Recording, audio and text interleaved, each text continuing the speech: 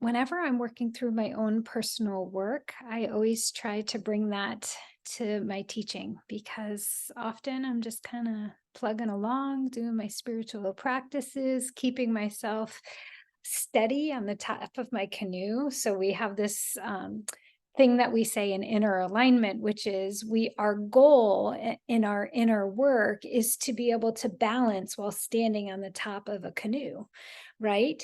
Anything negative that we engage with and really attach to will tip our canoe and will fall into the water, right? And then the work is to get back up onto our canoe. It's not to beat ourselves up that we fell in the water because that'll make us drown, right? It's not to, thrash in the water and really emotionalize the fact that we're in the water, right? Because what good does that do? Our work, if we tip our canoe because we attached to or identified with that thing that we don't want to happen, or we got into resistance with the negative mind, our goal, if we tipped into the water, is to just get back on top of the boat. Right? But so many of us will thrash in the water and dip into the emotion and spin and sink a little. And right, we do our thing when we fall in the water. But the truth is, we just need to recover back. We just need to recover back to the present moment, to who we are right here, right now, without the mind judging this is good or bad or right or wrong, or I should, I shouldn't have. It doesn't matter. I fell in the water. Get back up, get back on top of my canoe. Right? So recovery time is the number one measurement in our work, in inner alignment work. And I look at performance measurement. I used to be an efficiency consultant for the World Bank and the IMF. I was a management consultant. That was my career. I look at how do we measure results in our inner work, which is a little contrary because we're supposed to just be in the love and light. But like, how do we know if we're in the love and light? Our level of reactivity is one indicator that we've dipped, right? So negative mind, we're standing on top of the canoe, negative mind, we think, oh, why didn't my daughter do this? And then how quickly will our awareness body notice that we dipped into the water? How quickly can we see, oh, wow, I'm in a negative emotion. I'm spinning here. I'm in negative thought. Oh, I got detached from myself. Does it take us 2 minutes, 2 hours, 2 days, 2 decades? How long do we spin in the pain body? Because again, the indicator, the performance indicator in our work is how quickly did you get back up on your canoe? How quickly could you connect back in your heart, get out of your head about it, feel yourself, be in your body, come back to your breath, know that you're okay. How quickly were you able to recover? And then the other part of balancing the canoe is positive. So yeah, the negative, we all know, you get upset about something or you get attached to someone being a certain way and they're not, and then you tip your canoe. But the other way that we can tip our canoe is if we get too attached to the positive. So this doesn't mean don't have positive emotion. This doesn't mean don't be happy. It's just when our happiness is connected to my daughter doing the thing, and now I'm happy, that is the other way we tip our canoe. Oh, she's doing the thing. She's going to do great. Oh, shit, she's not doing great. She's doing the thing. She's not doing the thing, right? And then life becomes this seesaw of happy, unhappy. So what is not that? It's staying just in our heart and knowing that no matter what, I have me, I'm safe, I'm connected to me, I love me, I am valuable, I matter. Wherever it is within the chakra range that your stuff is or your work in the world is, right? So when positive mind gets attached to something in the outside world or something within myself that has to be a certain way, we tip our canoe. Or we get so excited about something coming up that we fry our nervous system from excitement. And I'm going to get the thing. I'm going to get the thing. Oh my God, the thing's going to happen. And then we're exhausted from it because it becomes a micro trauma on our body, that level of excitement. So once we find ourselves attached to that thing happening or that person doing the thing or that excitement that I'm going to, in the future, somehow going to get this thing or this situation or this love, we have to get back onto the canoe. We see this all the time around week 2 or 3 of our 8-week program. People are feeling good. They are high. They are connected to themselves for the first time in decades. And they're like, what? This way. And then we wait. Hopefully it doesn't happen. But the positive tips the canoe. And it's not because the other shoe drops, which is often people's fear when they start to heal. It's not that the other shoe dropped. It's that they got attached to positive and they thought, this is it, and I'll never have to be neutral again. But the balance of these two is really being neutral no matter what's happening outside of ourselves or within ourselves. Oh, I feel grief today. So I've dropped my kid off at college, and not for the normal reasons why people miss their kid, but I have a bunch of other things that I feel some grief about with as it relates to dropping my kid off. But it's not tipping my canoe. It's not making me like disconnected from myself and in resistance to myself, but I am conscious to the deep underwater vibrations of that grief. And I'm tending to it and I'm processing it. But I'm not letting my mental and emotional body dip me anywhere. So no matter what she does at college, I'm not going to get happier or sadder. It's really just working with my connection to myself. And there is lineage karma that comes into this. It's 90 some odd % of what we're carrying isn't even ours. It was handed to us. So as I process the grief, I'm like, do I really care about, does that really bother me? My awareness body is still active because I'm like, wow, I'm grieving this. And at some level, I have perspective. And another level, there's something very deep that I have to process within my body. And I can't even name it. And I don't even know that it's mine. I think it's every first daughter in this female lineage creates this vibration, and everybody has to go through it. Or do we? What does consciousness look like in the place of this? So let me get even more specific. Like there's a deep disappointment I'm feeling, grief and disappointment. But when I come into my consciousness, I'm not disappointed at all. I'm proud, I'm happy. But there's this lineage pattern of disappointment that I'm still processing, even though it's not really mine. I don't actually even buy it. So I can be present to that lineage karma because I can look at what the first child has carried in our lineage. I can look right up the line and I see it and I'm feeling it as if it's happening, but it's actually not happening. Does that make sense to you? So I'm able to pan out to the 30,000-foot level, feel it deep in the deep underwaters of my being because it's part of my DNA. It's part of my karma. I can feel it. And at the same time, my consciousness can see that I'm so proud and I'm so excited and I'm so honoring the path that she's on. It's both. So we can be present to the underworld and be conscious. But if we're only conscious of this, we spiritually bypass the very real vibrations that we need to be working through in this lifetime. Does that make sense? So those of us who have done our work, we can just pop into the awareness body and be like, she's great, we're great, everything's great, and ignore these very real sensations in the body. And then we bypass them, and then they hit us like a ton of bricks in 10 years or in 5 years. That energy will come. It will be with us. So I choose to just peel away at the onion, peel away, and I just sit with it. while holding this vision and this potential and this love and this consciousness, but also allow the layers. And, module 3, we work through that, right? And in our alignment, how do you peel those layers? How do you feel into that space and actually process that layer after layer? Oh, it's tomorrow and that's still there and it's there in a new form. I'm going to feel that. Oh, it's a week later. Oh, I'm going to feel that.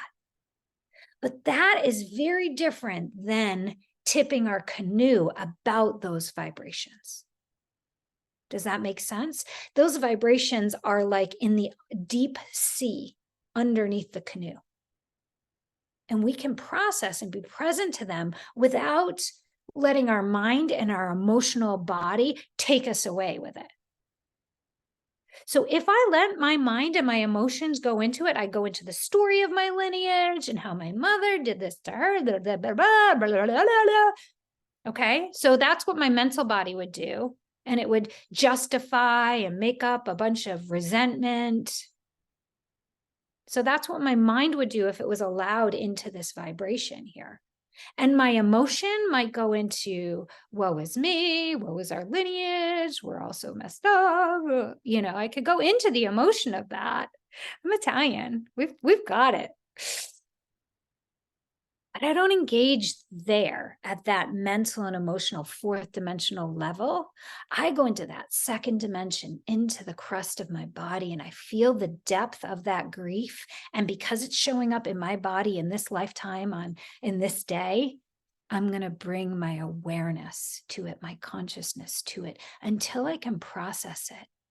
And I bring the divine. I have a number of practices I'll bring into that, until I can feel the peace and the dissolving of that. Or I just let it hang out, keeping my awareness to it. So the balancing of the canoe is being able to see, oh, I have some vibration that I need to be present to. I'm not going to go into the negative mind or emotion, and I'm not going to be chewing on all the great things that are happening outside of me to get my happiness. I'm going to stay right here. I'm going to feel the bliss while concurrently feeling the grief. I'm going to feel peaceful while concurrently feeling the angst in my solar plexus. I'm going to allow all of it at the same moment.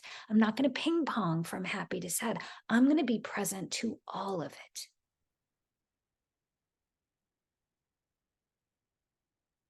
And this is what we call neutrality. This is what we call balanced on the canoe.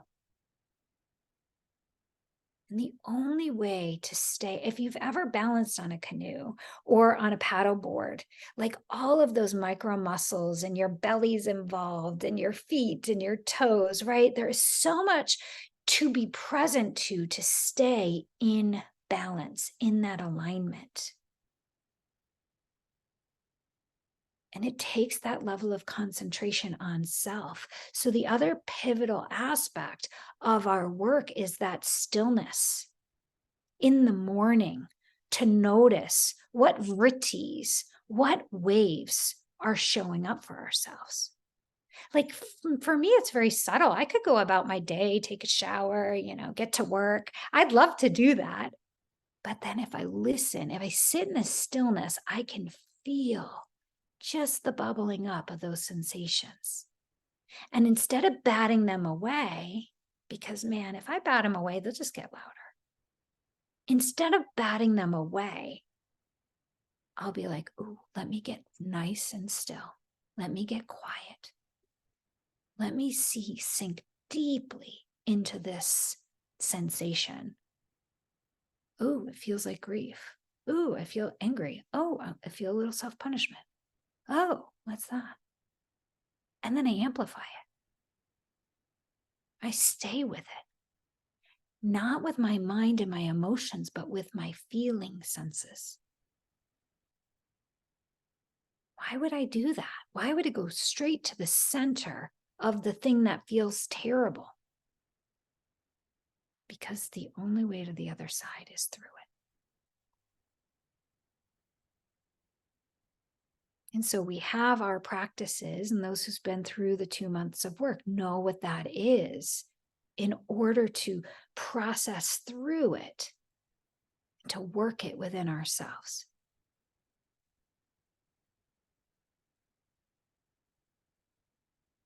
So that we can come to the other side and not be balancing our canoe in the vrittis or the waves of a big ocean, but like to be in the still lake. It's much easier to stay balanced on the canoe if we have a peaceful waters, peaceful connection to ourselves. If we're connected to the soul, if we're connected to our sacred heart, if we're connected to the depth of ourselves, it's much easier to stay balanced if we created the stillness in the lake. And so in our practices, there are busier practices, and there are practices within our program that require stillness. Because the more we come to our morning practice and practice that stillness and still the lake, the less balancing on the canoe that we have to do all day long. Does that make sense? So that work, that coming to ourselves, even when we don't need to, because we're good. That's when it's most important. I'm good. I don't have any problems. Okay, still the lake, still the waters. Because when you've stilled the waters and that is your base vibrational state, then when things get wavy, you'll notice. You'll be like, oh, the waters are wild today. Let me sit with this and process it. If not, if you allow yourself to be in choppy waters 24/7, you won't even notice that you tipped off the canoe, because those waves are your norm. Now, this can go with your mind looping and looping. This can go with your emotions. You're happy, you're sad, you're happy, you're sad. Or it can be chronically or energetically. We have a lot of people who come into our work who are vata imbalanced, air constitution imbalanced.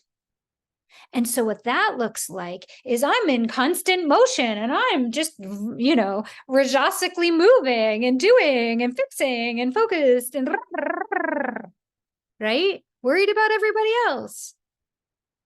That level of movement is just causing constant waves in your waters. There's no peaceful waters. And so when life is that rajasic or has that much movement or that much busyness or vrittis or waves, then what happens is that we start to normalize as waves are our norm. And we don't notice when we get pulled outside of ourselves because there's water that's been sloshing into the canoe anyway. Oh, I'm in the wave. I don't know. It feels like I'm always in the wave. Does that metaphor make sense? So the still waters on a daily basis are absolutely critical. 20 minutes of just stillness and watching the sloshing of the water coming in and out to build the spiritual, the heart resilience, the vibrational resilience, so that when the waves come, when the vrittis happen, we notice. And we're not accustomed to waves, and therefore we're like, oh, let's take care of this now.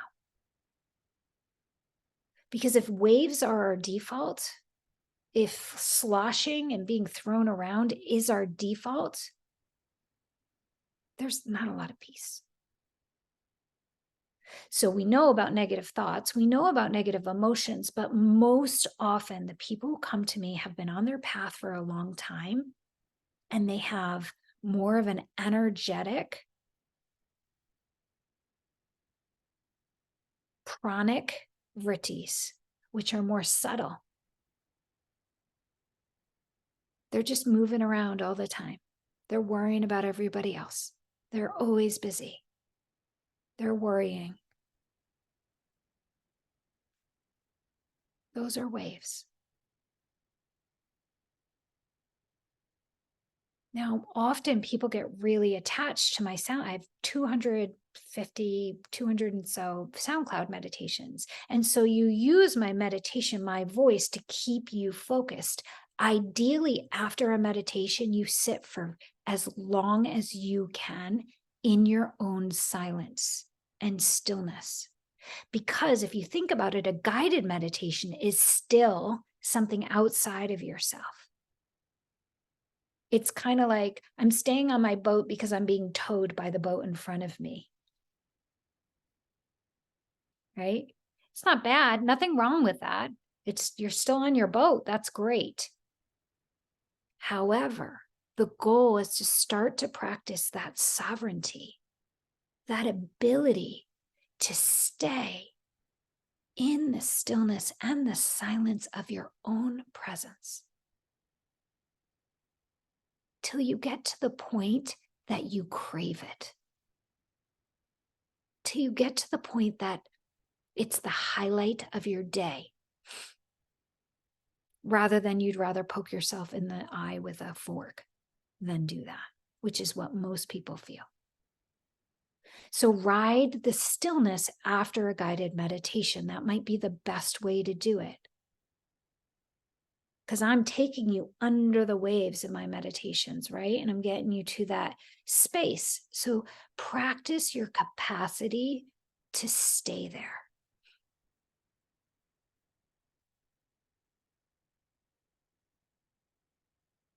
Because that stillness in your body, in your energy field, in your mind, in your emotions is really what we want to become the most delicious thing in your entire life. So no longer are you chasing anything outside of yourself, because like the whole meal and dessert is this experience of stillness and silence with yourself.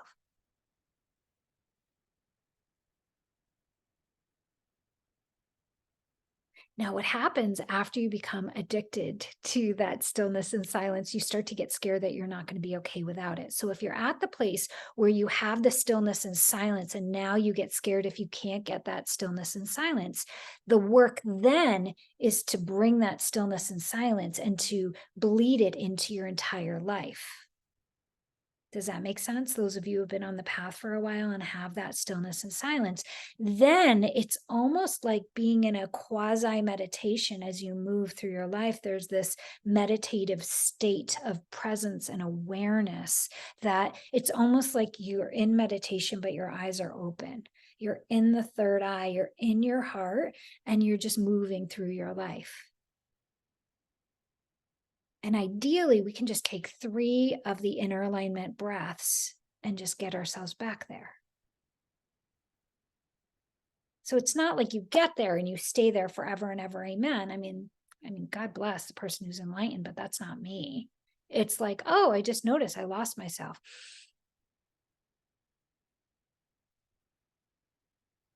Back there.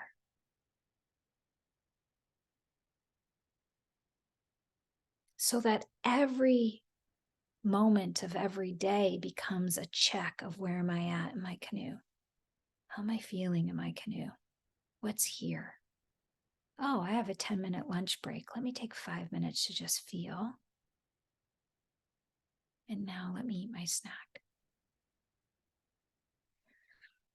When we anchor that in,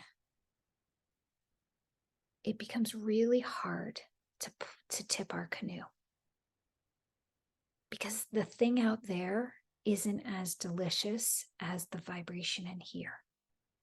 And it's a practice. It's not a destination that once we get there, we're there, and then boom, we're there. That's not how it works. It's a practice. It's a practice of awareness and knowing what we do based on what layer of the body has gotten vrittis. That's from Patanjali's Yoga Sutras, right? Yoga is the cessation of the waves of the mental and emotional body, the vrittis, the waves.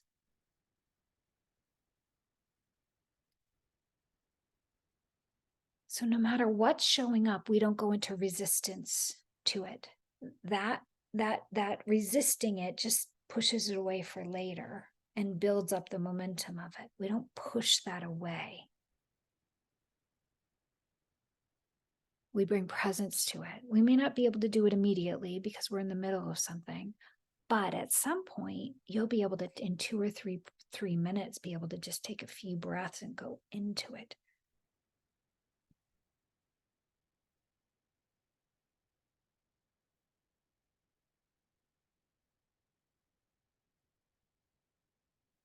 And this is the practice.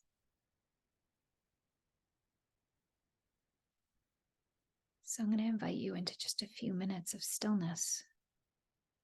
Now, when you go into stillness, if you find your mind saying a lot of things, just be the watcher of that mind, be the observer of it. It's okay. There's waves. The first step is to notice the waves, not to resist it. If you've ever been to the ocean, if you start to swim against a riptide, you're going to exhaust yourself and drown. That's very much like what it is to feel the vibrations. If you resist them or fight against them, they swallow you up. So what I'm asking you to do is let the riptide take you out and just float on top of the water for a moment. Closing your eyes, come into your breath. Take a nice deep breath into the upper body.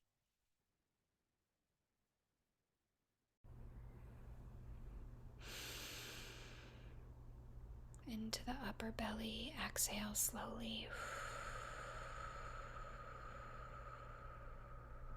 Another deep breath into your upper belly.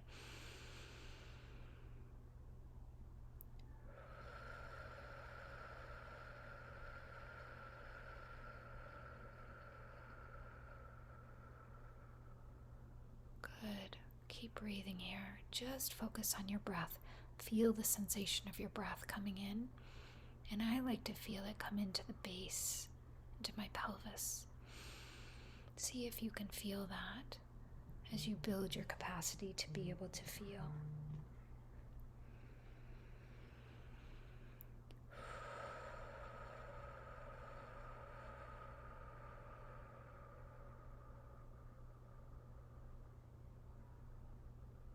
And now, if you will, just notice. Notice what sensations are in the body, what tension, resistance might be in the physical body, and try not to fix it. Just feel it as you breathe into that space.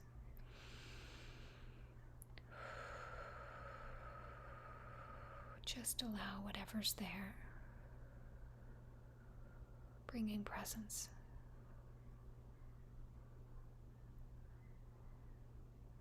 And if you can, locate it as pressure or temperature or movement, whatever you're feeling in your body. Just notice if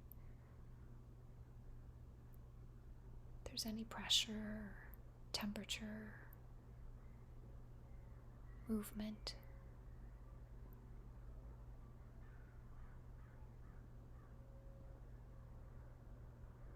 That's going to show you the pranic body, the energetic body. And as you continue to stay connected and feel your breath in your body, if you will,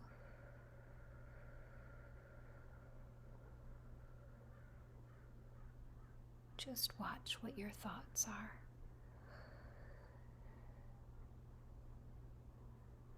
Whatever they are.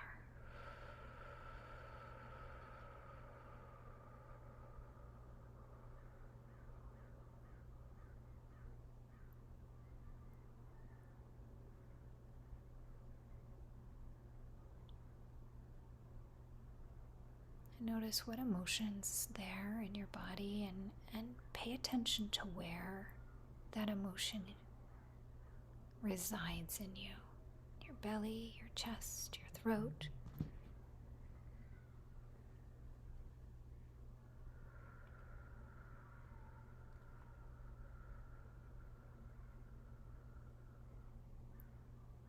Notice that we're not going to bring any violet flame in. We're not going to try to get rid of anything. We're just being with ourselves.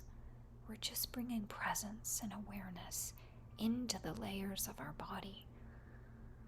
We're not grounding ourselves, we're not connecting to source. We're just being with the layers, the sensations, which is the most loving thing you can do for yourself. Being willing to be with this, with all of it. And that was just 5 minutes of presence. And just notice, whatever your experience, try not to judge it, but notice whether it was challenging or whether it was peaceful. Try not to make it good or bad, that it was either of those. Just allow yourself to feel good about that 5 minutes of presence. We didn't do any practices. We just breathed. We felt. And I invite you to this. This is like the most fundamental step toward any level of healing.